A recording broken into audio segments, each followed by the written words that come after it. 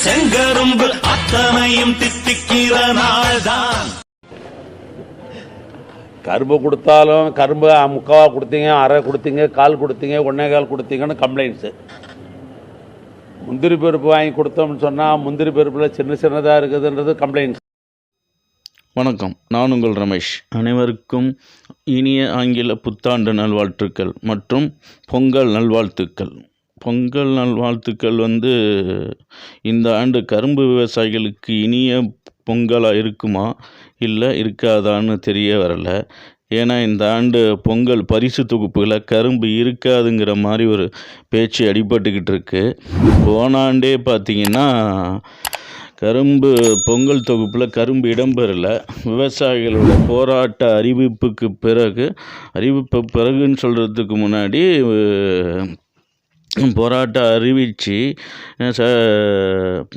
கைது செய்யப்படுற சூழ்நிலைக்கு பிறகு தான் முதல்வர் பொங்கல் பண்டிகைக்கு கரும்பு உண்டு அப்படின்னு அறிவிப்பு வெளியிட்டார்.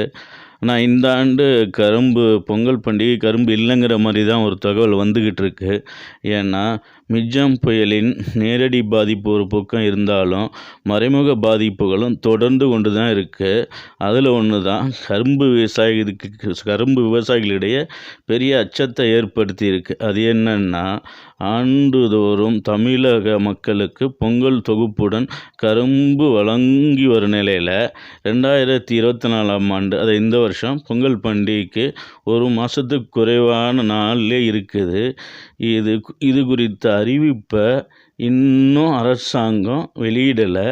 இதையடுத்து மயிலாடுதுறை, நாகை, தஞ்சாவூர் போன்ற மாவட்டங்களில் பலாயிரம் ஏக்கரில் கரும்பு விவசாயிகள் கரும்பு பயிரிட்டிருக்காங்க. விவசாயிகள் பெரும் கவலையில் ஆழ்ந்திருக்காங்க. ஏன்னா கரும்பு இருக்குமா இருக்காதான்ற அந்த அறிவிப்பு இன்னும் வெளியாகாததுனால வரும் பொங்கல் பண்டிகை பரிசு தொகுப்பில் அறிவிப்பை உடனே வெளியிட வேண்டும் என்றும், பரிசு தொகுப்பில் 2000 கொடுக்கணும்னு மற்றும் 2 கரும்பு வேணும்னு விவசாயிகள் கோரிக்கை வச்சுருக்காங்க.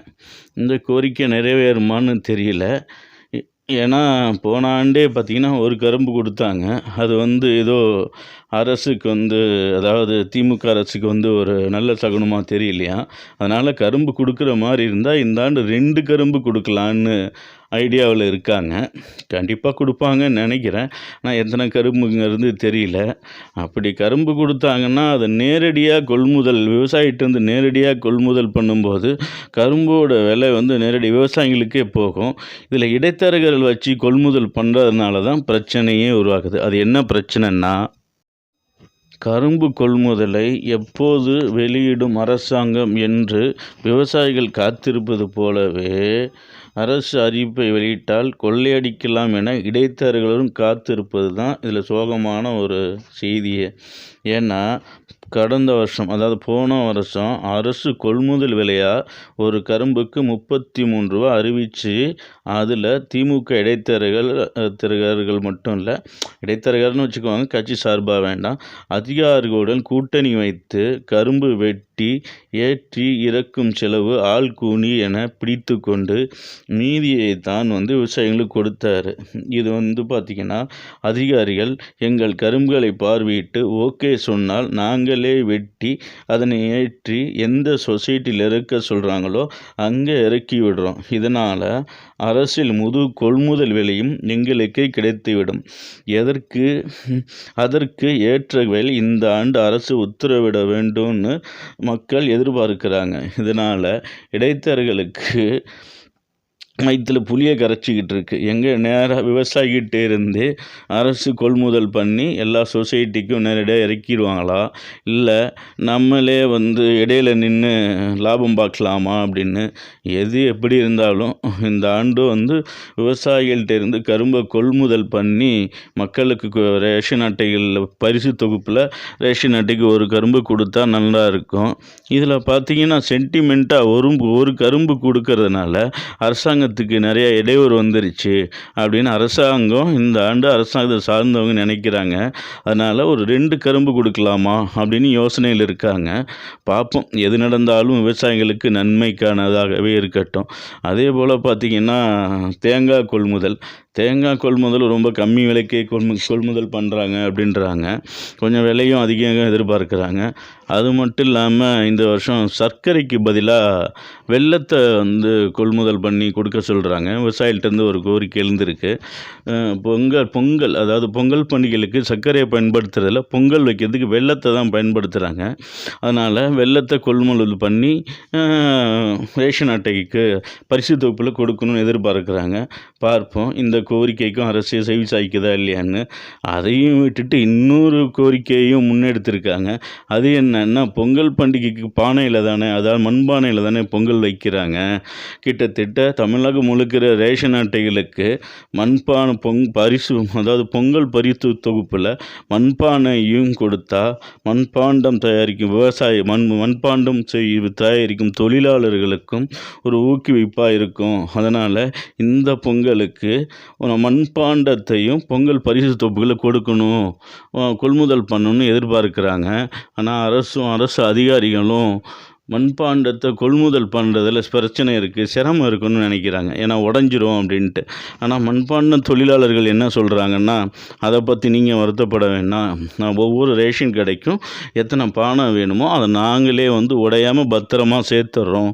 அதனால் வந்து மண்பாண்டங்களை கொள்முதல் பண்ணுறதுக்கு ஏற்பாடு பண்ணி கொடுங்க, உத்தரவு போடுங்க அப்படின்ட்டு அவங்களோட கோரிக்கையும் வச்சுருக்காங்க. பார்ப்போம் இதுக்கும் அரசாங்கம் என்ன ஒரு பதில் அளிக்குதுன்னு. எல்லாத்தையும் விட பார்த்திங்கன்னா, இந்த வருஷம் செங்கரும்பு வந்து 2 கரும்பு கிடைக்கும், அதாவது கொடுப்பாங்க அப்படின்னு ஒரு செய்தி உலா வருது. ஒரு கரும்புக்கு பதிலாக 2 கரும்பு கொடுத்தா இன்னும் நல்லாவும் இருக்கும் பொங்கல் பரிசு தொகுப்புகளை. பார்ப்போம் அரசாங்கம் என்ன முடிவு எடுக்குது அப்படின்னு. அது மட்டும் இல்லாமல் பொங்கல் பரிசு தொகுப்புகளை வந்து 2000 ரொக்கம் கொடுக்கறதா இருக்கு இல்லையா, அது வந்து பொங்கல் பரிசு தொகுப்புக்கான 1000 ரூபாய் பணமும் அந்த உரிமை தொகை இருக்குது இல்லைங்களா, மாதம் கொடுப்பாங்கல்ல, அந்த 1000 தொகை வந்து 15ஆம் தேதி வாக்கில் தான் கொடுப்பாங்க. அந்த உரிமை தொகை தொகையை இந்த வருஷம் பார்த்திங்கன்னா 15ஆம் தேதிக்கு முன்பே பொங்கல் பரிசு தொகுப்பு ஒரு 1000 ரூபாயும் அந்த உரிமை தொகை ஒரு 1000 ரூபாயும் சேர்த்து 2000 ரொக்கமாக கொடுக்கறதா அரசாங்கம் முடிவு பண்ணியிருக்கிறதா ஒரு தகவல்.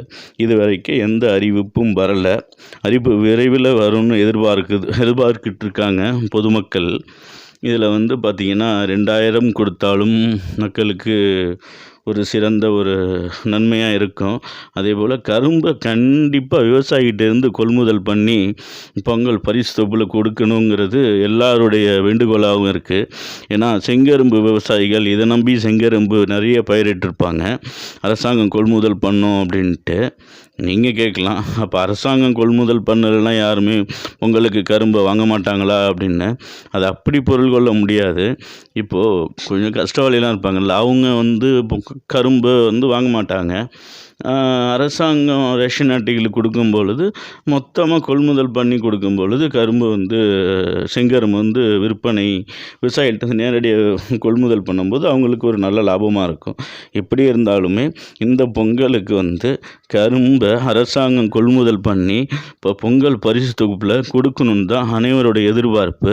அதே போல் ரொக்கம் 2000 கொடுப்பதையும் மகிழ்ச்சியாக வரவேற்கிறாங்க.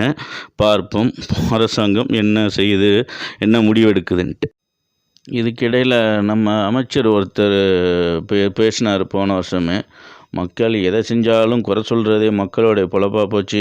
கரும்பு கொடுத்தாலும் சரியில்லைன்னு சொல்கிறாங்க, முந்திரி பருப்பு கொடுத்தாலும் சின்னதாக இருக்குது சரியில்லைன்னு சொல்கிறாங்க.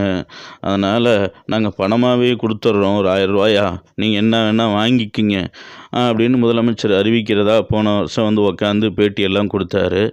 இந்த வருஷம் என்ன அவர் பேட்டி கொடுக்க போகிறாருன்னு தெரியல. அதே மாதிரி நாங்கள் எதை செஞ்சாலும் நீங்கள் குறையாவே சொல்கிறீங்க, ஒரு 10,000 இந்த வருஷம் கொடுத்துட்றோம், நீங்கள் என்ன வேணால் வாங்கிக்குங்க அப்படின்னு அறிவித்தா ரொம்ப நல்லா இருக்கும். அவர் எந்த அமைச்சர்னு பார்த்தீங்கன்னா, விவசாய நிலத்தில் தொழிற்சாலை கட்டாமல் வானத்திலேயே போய் கட்ட முடியும்னு கேட்ட அதிபுத்திசாலி அமைச்சர் தாங்க அவர், நம்ம நெடுஞ்சாலைத்துறை அமைச்சர். அவர் இந்த வருஷம் என்ன பேட்டி கொடுக்குறாருன்னு பார்ப்போம் பொங்கல் பரிசு தொகுப்பு பற்றி. இப்போ நீங்கள் வீடியோவில் பார்க்குற இந்த செய்தியாளர் சந்திப்பு வந்து போன ஆண்டு செய்தியாளர் சந்திப்பில் அவர் பேசினது தாங்க. அவர் இந்த வருஷம் இன்னும் செய்தியாளர் சந்திப்பு நடத்தலை. ஏன்னா அரசாங்கமே இன்னும் பொங்கல் பரிசு தொகுப்பை பற்றி அறிவிப்பு வெளியிடலை. அறிவிப்பு வெளியிட்ட பிறகு இந்த அமைச்சர் கண்டிப்பாக செய்தியாளரை சந்திப்பார். அப்படி சந்தித்து என்ன தகவல் சொல்கிறாருன்னு பார்ப்போம். வீடியோவில் பார்க்குற இந்த செய்தியாளர் சந்திப்பு போன ஆண்டு நடத்தின செய்தியாளர் சந்திப்பு தாங்க இது. கரும்பு கொடுத்தாலும் கரும்பு முக்காவா கொடுத்தீங்க, அரை கொடுத்தீங்க, கால் கொடுத்தீங்க, ஒன்றே கால் கொடுத்தீங்கன்னு கம்ப்ளைண்ட்ஸு. முந்திரி பருப்பு வாங்கி கொடுத்தோம்னு சொன்னால் முந்திரி பருப்பில் சின்னதாக இருக்குதுன்றது கம்ப்ளைண்ட்ஸு. வெள்ளத்தை வாங்கி கொடுக்கணும்னு சொன்னால் வெள்ளம் ஒழுகுது, அது உறுதித்தன்மை இல்லாமல் குழக்கொன்னு போச்சுன்றது கம்ப்ளைண்ட்ஸு. இதெல்லாம் உணர்ந்த மாண்புமிகு முதலமைச்சர் அவர்கள் தான் இதுக்கு பேர் சக்கரை பொங்கல். அதாவது பொங்கல் எடுக்கிற பொழுது முன்மையாக நினைப்பது சக்கரை பொங்கல். எனவே 1 கிலோ சர்க்கரையும் அதே போன்று பொங்கலுக்கு தேவையான பச்சரிசியும் கொடுக்க என்று முடிவு செய்து, இப்போ நீங்கள் என்னென்ன பொருள்லாம் கொடுக்கலன்னு நீங்கள் குறை காணணும்னு நினைக்கிறீங்களோ அவைகளாம் நீங்கள் மனதிலே நிறைவாக எடுத்துக்கொண்டு உங்கள் இஷ்டத்துக்கு நீங்கள் கரும்பு வாங்கிக்கலாம், உங்கள் இஷ்டத்துக்கு நீங்கள் ஏலக்காய் வாங்கிக்கலாம், உங்கள் இஷ்டத்துக்கு நீங்கள் திராட்சை வாங்கிக்கலாம், பொங்கலுக்கு வேண்டியதெல்லாம் வாங்கி கொள்ளலாம் என்பதற்காகத்தான் தமிழ்நாட்டு முதலமைச்சர் அவர்கள் கூடுதலாக 1000 ரூபாய் பணம் அறிவித்திருக்கிறார்கள்.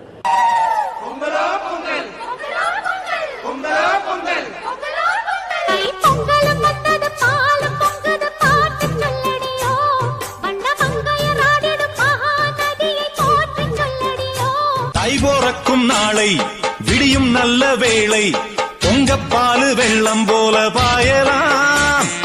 அச்சு வெள்ளம் பச்சரிசி வெட்டி வச்ச செங்கரும்பு அத்தனையும் தித்திக்கிற நாள்தான். வீடியோவை முழுசாக பார்த்த அனைவருக்கும் நன்றிங்க. ரவுண்ட் பட்டனில் தெரிகிற நம்மளுடைய லோகோவை அழுத்தி நம்மளோட சேனலை சப்ஸ்கிரைப் பண்ணிக்கோங்க. அப்படியே பக்கத்தில் ரிலேட்டட் வீடியோவில் தெரிகிற வீடியோ கிளிப்பை அழுத்தி நம்மளோட அடுத்த வீடியோவும் பாருங்கள். உங்களுக்கு பயனுள்ளதாக இருக்கும். நன்றி. நான் உங்கள் ரமேஷ்.